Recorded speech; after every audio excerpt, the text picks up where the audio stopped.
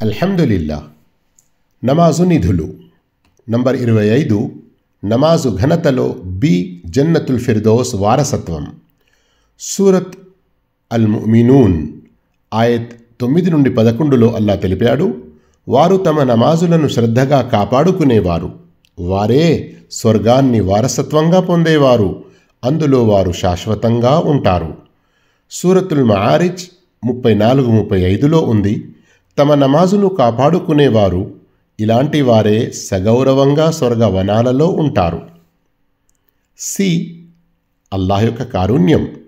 సూరత్తు నూర్ ఆయత్ 56లో అల్లా తెలిపాడు, నమాజును నెలకొల్పండి, జకాతును ఇవ్వండి, దైవ ప్రవక్తకు విధేయులుగా మసులుకోండి, తద్వారానే మీరు కరుణించబడతారు. డి. కాంతి.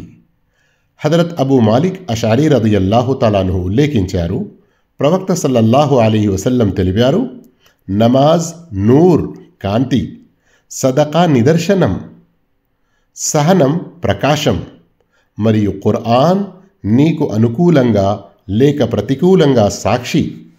ప్రతి మానవుడు ఉదయం లేచి తన ఆత్మను విక్రయిస్తాడు, అయితే దానిని శిక్ష నుండి విడిపించుకుంటాడు లేదా కారుణ్యానికి దూరముంచి నష్టపరుస్తాడు. సహీ ముస్లిం 223.